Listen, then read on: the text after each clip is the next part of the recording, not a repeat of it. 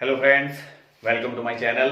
तो हम पढ़ रहे थे चंद वंश के बारे में और लास्ट क्लास में हमने स्टार्ट किया था चंद वंश का अवनति काल, जहां से शुरू हो गया था देवी चंद के बारे में हमने पढ़ा था कि देवी चंद से चंद वंश का अवनति काल शुरू हो गया था। लास्ट राजा जिसके बारे में हमने पढ़ा था वो था अजीत चंद, जो कि एक कठपुतली शासक था जिसके समय में मानिक गौड़ा और पूरनमल शासन सत्ता को संभालते थे। अजीत चंद की जब कुछ वर्षों बाद मृत्यु हो गई तो अब समस्या यह थी कि शासक किसे बनाया जाए। ठीक, तो उस वक्त उद्योत चंद के पुत्र कल्याण चंद चतुर्थ को डोटी से बुलाया गया और उसे बुलाकर कुमाऊं का अगला राजा नियुक्त किया। ठीक है। उद्योत चंद की किसी खगास रानी से उत्पन्न पुत्र था कल्याण चंद चतुर्थ, जो कि डोटी में ही रहता था, नेपाल में रहता था। तो वहां से उसको बुला करके कुमाऊं का अगला राजा नियुक्त किया गया। ठीक है, तो कुमाऊं का अगला राजा हम पढ़ेंगे कल्याण चंद चतुर्थ, जो कि 1729 से लेकर के 1747 तक कुमाऊं का राजा रहेगा। ठीक है, देखिए इसके बारे में पढ़ते हैं। कल्याण चंद के बारे में कहा जाता है कि ये कुमाऊं का अनपढ़ राजा था। कुमाऊं का अनपढ़ राजा है क्योंकि डोटी में ही रहा है, नेपाल में रहा बचपन से, तो शिक्षा व्यवस्था अच्छे से हुई नहीं, इसलिए अनपढ़ रहा। तो कुमाऊं का अनपढ़ राजा कहा जाता है कल्याण चंद चतुर्थ को, जो कि चंद वंश का अगला राजा अभी बना है। ठीक, देखिए कल्याण चंद जब शासक बना तो शासक बनते ही इसने सबसे पहले मानिक गौड़ा और पूरनमल की हत्या कर दी।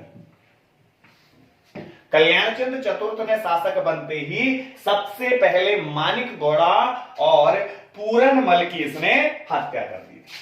ठीक है, इसके बाद आगे का शासन इसने चलाया। कल्याण चंद चतुर्थ जो है, देखिए शासन सत्ता तो संभाली, लेकिन ये भी भोग विलास में ज्यादा डूबा रहता था। ठीक, दिन भर शराब पीने और सोए रहने के कारण इसे कुमाऊं का कुंभकर्ण कहा गया। ठीक है, दिन भर सोए रहना, शराब पीना, बस यही दो काम ये करता था, इसलिए इसको कुमाऊं का कुंभकर्ण इतिहास में कहा गया है। ठीक, इसके समय में सन 1743 से लेकर 1743 से 1745 तक कुमाऊं पर रोहिल्लों के आक्रमण हुए। कुमाऊं पर रोहिल्लों के आक्रमण हुए तो रोहिलखंड के राजाओं ने आक्रमण कर दिए कुमाऊं के ऊपर सन 1743 से 1745 के बीच में।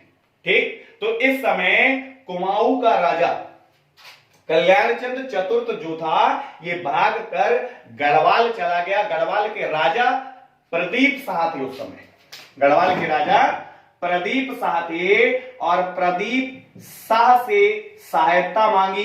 प्रदीप शाह ने सहायता की कल्याण चंद की और आगे उसका राज्य उसे वापस दिलाया। ठीक, जब रोहिल्लों ने कुमाऊं पर आक्रमण किया तो कल्याण चंद भागकर गढ़वाल चला गया, गढ़वाल के राजा से सहायता मांगी। तब तक यहां रोहिल्ला राजाओं ने कुमाऊं के अंदर कई हिंदू मंदिरों को तोड़ा। इसके अलावा कई हिंदुओं को तराई के क्षेत्रों में दास बना करके बेच दिया, जिसकी वजह से कुमाऊं के कई हिंदुओं ने मुस्लिम धर्म को अपना लिया। आज भी अल्मोड़ा के अंदर कई ऐसे लोग हैं जो अपने जाति नाम मुस्लिम लगाते हैं, अपने नाम के आगे जो जाति सूचक शब्द है उसके लिए मुस्लिम शब्द का प्रयोग करते हैं, लेकिन वे हिंदू हैं पीछे से। ठीक है, तो प्रदीप शाह से सहायता मांगी कल्याण चंद ने और प्रदीप शाह ने कल्याण चंद को उसका राज्य वापस दिलवाया। ठीक, प्रदीप शाह ने कल्याण चंद को राज्य वापस प्राप्त करने में सहायता प्रदान की। रोहेलखंड के राजाओं को, रोहिल्ला राजाओं को यहां से भगाया। ठीक हो गया। प्रदीप शाह और कल्याण चंद के समय में कुमाऊं और गढ़वाल के जो संबंध थे वे मैत्रीपूर्ण थे। किसके समय में? प्रदीप शाह और कल्याण चंद चतुर्थ के समय में कुमाऊं और गढ़वाल के संबंध बहुत ज्यादा मैत्रीपूर्ण थे। ठीक। प्रदीप शाह ने राज्य वापस दिलवाया कल्याण चंद चतुर्थ को। इसके बाद कल्याण चंद चतुर्थ ने सबसे पहले दीवान की नियुक्ति की। अपने राज्य में जो दीवान का पद खाली चल रहा था मोहन चंद के बाद से, ठीक, तो दीवान की नियुक्ति की और शिवदेव जोशी को अपना दीवान नियुक्त किया। किसने? कल्याण चंद चतुर्थ ने। ठीक। तो शिवदेव जोशी को दीवान नियुक्त किया। इसके बाद कुमाऊं पर पुनः अवध के नवाब मंसूर खां और नजीबाबाद के शासक नजीब खां ने आक्रमण कर दिया। ठीक। कुछ समय बाद अवध के नवाब मंसूर अली खान ने और नजीबाबाद के शासक नजीब खान ने पुनः कुमाऊं पर आक्रमण कर दिया। तब शिवदेव जोशी ने इनका सामना किया और इन्हें कुमाऊं से बाहर खदेड़ दिया। ठीक।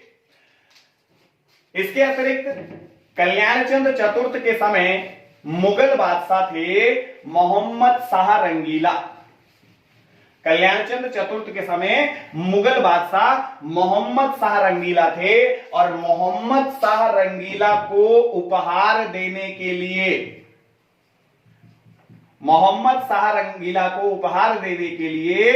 जागेश्वर मंदिर से ऋण लिया कल्याण चंद चतुर्थ ने। ठीक। जागेश्वर मंदिर से ऋण लेकर के मोहम्मद शाह रंगीला को उपहार दिए, जो कि भारत के शासक है। उस समय भारत के मुगल बादशाह हैं मोहम्मद शाह रंगीला। ठीक। और इस समय काशीपुर के मुगल वजीर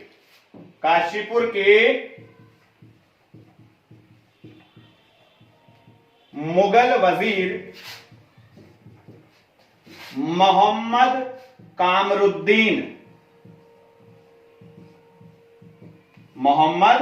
कामरुद्दीन ने कल्याण चंद को गॉड ऑफ ऑनर की उपाधि दी या गॉड ऑफ ऑनर का सम्मान दिया। किसको? कल्याण चंद चतुर्थ को। ठीक है। तो काशीपुर के वजीर थे इस समय मोहम्मद कामरुद्दीन, जिन्होंने कल्याण चंद को गॉड ऑफ ऑनर का सम्मान दिया, गॉड ऑफ ऑनर की उपाधि दी। ठीक। इसके अतिरिक्त कल्याण चंद ने अल्मोड़ा के अंदर चौमहल का निर्माण करवाया। कल्याण चंद ने अल्मोड़ा में चौमहल का निर्माण करवाया और इस चौमहल को प्यार से कल्याण चंद राजबुंगा कहा करता था। इस चौमहल को प्यार से कल्याण चंद क्या कहा करता था? राजबुंगा के नाम से इसको संबोधित करता था, जिस चौमहल का निर्माण कल्याण चंद ने अल्मोड़ा में करवाया था। ठीक। इसके अतिरिक्त कल्याण चंद का राजकवि था कवि शिव। कल्याण चंद का राजकवि कवि शिव था, जिसने कल्याण चंद्रोदयम नामक पुस्तक लिखी। ठीक है। कल्याण चंद्रोदयम नामक पुस्तक की रचना करी कवि शिव ने, जो कि कल्याण चंद का राजकवि हुआ करता था। ठीक। इसके अतिरिक्त कल्याणचंद के शासन के अंतिम समय में, कल्याणचंद के शासन के अंतिम समय में उसकी आंखों की रोशनी चली गई, कल्याणचंद की आंखों की रोशनी चली गई। तब कल्याणचंद ने अपने बेटे दीपचंद, शासन के आखिरी समय में, अंतिम समय में कल्याणचंद की आंखों की रोशनी चली गई, तब उसने अपने बेटे दीपचंद का संरक्षक नियुक्त किया शिवदेव जोशी को। किसे नियुक्त किया? शिवदेव जोशी। देखिए, कल्याणचंद चतुर्थ का जो पुत्र है दीपचंद, इसके बारे में कहा जाता है कि एक मंदबुद्धि शासक था, और फ्रांसिस हैमिल्टन ने अपनी पुस्तक में लिखा है कि दीपचंद एक गूंगा शासक था। तो कल्याणचंद की जब आंखों की रोशनी चली गई, तो इसके बाद उसका बेटा सही से शासन चला सके, इसलिए उसने शिवदेव जोशी को उसका संरक्षक नियुक्त कर दिया और शिवदेव जोशी को बख्शी की उपाधि दी। शिवदेव जोशी को दीपचंद का संरक्षक नियुक्त करके शिवदेव जोशी को किसकी उपाधि प्रदान कर दी? बख्शी की उपाधि कल्याणचंद चतुर्थ ने प्रदान कर दी। ठीक। और इसके बाद अगला शासक बना कुमाऊं का दीपचंद। 1747 से 1777 तक ये कुमाऊं का शासक रहा। 1747 से 1777 तक कुमाऊं का राजा बना दीपचंद, और दीपचंद का संरक्षक कौन था? शिवदेव जोशी। ठीक है, दीपचंद का संरक्षक कौन था? शिवदेव जोशी दीपचंद का संरक्षक था। दीपचंद के बारे में मैंने बोला इसे मंदबुद्धि शासक, मंदबुद्धि कहा जाता है। इसके अतिरिक्त फ्रांसिस हैमिल्टन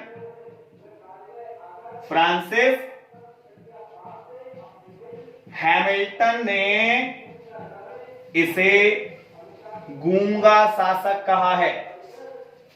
फ्रांसिस हैमिल्टन ने दीपचंद को गूंगा शासक बताया है। तो दीपचंद एक मंदबुद्धि शासक था, फ्रांसिस हैमिल्टन ने इसको गूंगा शासक कहा है, और इसका संरक्षक है शिवदेव जोशी।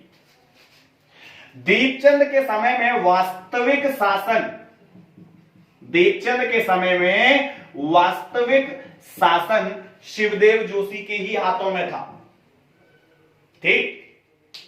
और दीपचंद के समय में भारत का एक प्रमुख युद्ध है पानीपत का तीसरा युद्ध। पानीपत का तीसरा युद्ध। तो पानीपत के तीसरे युद्ध में दीपचंद की सेना ने, पानीपत का तीसरा युद्ध अहमद शाह अब्दाली और मराठा शासकों के बीच हुआ था। ठीक। तो पानीपत के तीसरे युद्ध में दीपचंद की सेना ने, या ये कह सकते हो कि कुमाऊं की सेना ने अहमद शाह अब्दाली का साथ दिया। अहमद शाह अब्दाली की ओर से युद्ध में भाग लिया दीपचंद की सेना ने। ठीक है। पानीपत का तीसरा युद्ध इसके समय में हुआ था सन 1761 में। 1761 पानीपत का तीसरा युद्ध अहमद शाह अब्दाली और मराठों के बीच में हुआ था, जिसमें अहमद शाह अब्दाली की ओर से युद्ध लड़ा था दीपचंद की सेना ने। ठीक है। इसके अतिरिक्त शिवदेव जोशी, जो कि दीवान के पद पर नियुक्त थे, यह कहा जाता है कि शिवदेव जोशी बाद में अपनी मर्जी चलाने लगे, क्योंकि वास्तविक शासन सत्ता किसके हाथों में है दीपचंद के समय में? शिवदेव जोशी के हाथों में। तो शिवदेव जोशी जब बाद में अपनी मर्जी चलाने लगे, अपने मन की करने लगे, तो कुमाऊं का बैरम खान इसको कहा गया। ठीक। क्या कहा गया? रुद्रदत्त पंत ने शिवदेव जोशी को कहा कुमाऊं का बैरम खां। देखिए, जिस प्रकार भारत के इतिहास में मुगल बादशाह अकबर का संरक्षक था बैरम खां, और बाद में वो अपनी मर्जी चलाने लगा था, जिस कारण अकबर और बैरम खां के बीच युद्ध हुआ, और युद्ध में बैरम खां को हराकर अकबर ने उसे राज्य से बाहर कर दिया था। वो हज यात्रा पर चला गया था, जहां उसकी हत्या हो गई थी। तो उसी प्रकार शिवदेव जोशी को संरक्षक नियुक्त किया दीपचंद का, लेकिन अपने अंतिम समय में, या ये कह सकते हो बाद में, शिवदेव जोशी अपनी मर्जी चलाने लगा। इसलिए शिवदेव जोशी के बारे में रुद्रदत्त पंत ने कहा है कि ये कुमाऊं का बैरम खान है, या इसे कुमाऊं का बैरम खान कहा गया है। अब जब शिवदेव जोशी अपनी मनमर्जी चलाने लगा तो कुमाऊं में फर्त्यालों ने विद्रोह कर दिया। कुमाऊं में फर्त्यालों ने विद्रोह कर दिया। ठीक है, फर्त्याल धड़े के बारे में हमने स्टार्टिंग से ही पढ़ा था। चंद वंश में मेहरा और फर्त्याल जो है ये महत्वपूर्ण है। ठीक, दोनों ही थोक, दोनों ही धड़े। तो फर्त्यालों ने विद्रोह कर दिया शिवदेव जोशी के खिलाफ। तब शिवदेव जोशी ने फर्त्यालों का नरसंहार करना शुरू कर दिया। फर्त्यालों ने शिवदेव जोशी का विरोध किया, विद्रोह किया उसके खिलाफ, तो शिवदेव जोशी ने फर्त्यालों का नरसंहार करना शुरू कर दिया। और इस समय दीपचंद की पटरानी श्रृंगार मंजरी,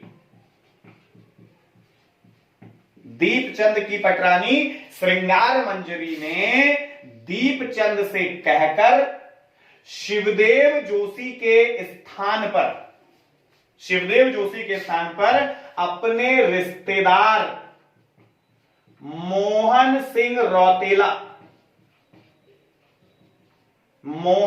रौतेला को कुमाऊं का दीवान बनवा दिया। ठीक, किसने? श्रृंगार मंजरी ने। तो श्रृंगार मंजरी ने दीपचंद से कह करके शिवदेव जोशी को दीवान के पद से, संरक्षक के पद से हटवा दिया, और उसकी जगह पर मोहन सिंह रौतेला को दीवान नियुक्त कर दिया। ठीक हो गया। जैसे ही मोहन सिंह रौतेला दीवान बना, तो दीवान बनने के बाद कुछ समय बाद मोहन सिंह रौतेला ने दीपचंद को कैद कर लिया। मोहन सिंह रौतेला, जिसको दीवान नियुक्त किया, उसने क्या किया? उसने दीपचंद को ही कैद कर लिया, श्रृंगार मंजरी की हत्या कर दी। ठीक, दीपचंद को कैद कर लिया, श्रृंगार मंजरी की हत्या कर दी। इस समय शिवदेव जोशी भागकर चले गए डोटी, और फिर वहां से कटेहर राजाओं की सहायता लेकर के शिवदेव जोशी ने पुनः मोहन सिंह पर आक्रमण किया। ठीक है, श्रृंगार मंजरी ने दीपचंद से कह के अपने रिश्तेदार मोहन सिंह रौतेला को दीवान बना दिया। मोहन सिंह रौतेला ने दीवान बनते ही दीपचंद को कैद कर लिया, श्रृंगार मंजरी की हत्या कर दी। शिवदेव जोशी भागकर डोटी गए, कटेहर राजाओं की सहायता ली, और कुमाऊं पर आक्रमण कर, या मोहन सिंह रौतेला पर आक्रमण कर उसे कुमाऊं से भगा दिया, और दीपचंद को स्वतंत्र करा लिया। लेकिन मोहन सिंह रौतेला पुनः वापस आया, और मोहन सिंह रौतेला ने दीपचंद पर आक्रमण कर दिया। मोहन सिंह रौतेला ने दीपचंद पर आक्रमण कर दिया, और अब की बार मोहन सिंह रौतेला ने दीपचंद और शिवदेव जोशी की हत्या कर दी, और शिवदेव जोशी के बेटे हर्षदेव जोशी, शिवदेव जोशी के पुत्र हर्षदेव जोशी, ये पहले से भी एक्टिव थे जिस समय पानीपत का युद्ध हुआ था, उस समय भी। तो हर्षदेव जोशी को कैद कर लिया। मोहन सिंह रौतेला ने दीपचंद और शिवदेव जोशी की हत्या कर दी और हर्षदेव जोशी को कैद कर लिया। ठीक, और इस प्रकार दीपचंद के बाद कुमाऊं का अगला शासक बन गया मोहनचंद। कुमाऊं का अगला शासक मोहनचंद बन गया। 1777 से 1779 तक, 77 से 79 तक मोहन सिंह रौतेला मोहनचंद के नाम से कुमाऊं का शासक बन गया। ठीक, तो मोहनचंद ने इसके बाद शासन संभाला और खुद को इसने दीपचंद का उत्तराधिकारी घोषित किया, चंद नाम से राज करना शुरू किया। इस समय हर्षदेव जोशी जो कि जेल में थे, इस समय हर्षदेव जोशी ने जेल से ही पत्र लिखा, जेल से पत्र लिखकर गढ़वाल के राजा ललित शाह को कुमाऊं पर आक्रमण करने के लिए आमंत्रित किया। मोहनचंद के समय में हर्षदेव जोशी ने जेल से ही पत्र लिखा गढ़वाल के राजा को और उन्हें कुमाऊं पर आक्रमण करने के लिए आमंत्रित किया। इस समय कुमाऊं के राजा हैं ललित शाह। ठीक है, कल्याण चंद्र के समय में हमने पढ़ा था प्रदीप शाह गढ़वाल के राजा थे और अब शासक कौन है गढ़वाल के? ललित शाह गढ़वाल के शासक है इस समय। तो ललित शाह को कुमाऊं पर आक्रमण करने के लिए आमंत्रित कर दिया। ललित शाह आए और ललित शाह ने आकर कुमाऊं पर आक्रमण कर दिया। ललित शाह के साथ उनका छोटा बेटा प्रद्युमन शाह भी कुमाऊं आया था। ललित शाह के 4 बेटे थे, जिसमें सबसे बड़ा बेटा जयकृत शाह, दूसरा प्रद्युम्न शाह था। तो जयकृत शाह टीका राजकुमार था, वो गढ़वाल में रहा और प्रद्युमन शाह को लेकर ललित शाह कुमाऊं आए और कुमाऊं पर आक्रमण कर दिया। कुमाऊं पर आक्रमण करके मोहनचंद को कुमाऊं से भगा दिया। ठीक है, मोहनचंद पर आक्रमण किया ललित शाह ने और मोहनचंद को कुमाऊं से बाहर भगा दिया। मोहनचंद को कुमाऊं से बाहर करने के बाद ललित शाह ने कुमाऊं का अगला राजा नियुक्त किया प्रद्युम्न शाह को। ललित शाह ने कुमाऊं का अगला राजा किसको नियुक्त किया? प्रद्युम्न शाह को नियुक्त किया और हर्षदेव जोशी को प्रद्युम्न शाह का दीवान नियुक्त कर दिया। ठीक, अब देखो प्रद्युम्न शाह लोग तो गढ़वाल के राजा थे, पवार राजा, और कुमाऊं में शासन चलेगा चंदों का। तो प्रद्युम्न शाह जो हैं, इन्होंने खुद को दीपचंद का पुत्र घोषित किया और प्रद्युम्न चंद के नाम से कुमाऊं के शासक बने। ठीक है, प्रद्युम्न शाह जो कि ललित शाह के साथ कुमाऊं आए थे, कुमाऊं पर जिस वक्त आक्रमण किया मोहनचंद के ऊपर तब, और फिर प्रद्युम्न चंद के नाम से वो कुमाऊं के शासक बने। आगे हर्षदेव जोशी उनके दीवान नियुक्त हुए। हर्षदेव जोशी दीवान नियुक्त हुए किसके? प्रद्युम्न चंद के दीवान नियुक्त हुए। और प्रद्युम्न चंद या प्रद्युम्न शाह एकमात्र ऐसे राजा हैं उत्तराखंड के जो कुमाऊं और गढ़वाल दोनों के राजा रहे।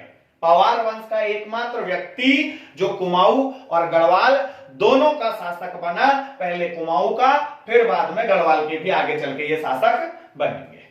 ठीक है, नेक्स्ट क्लास में पढ़ेंगे प्रद्युम्न चंद वंश अपनी अवनति की ओर है ऑलमोस्ट। ठीक, 1779 से 1786 तक इनका शासन रहेगा।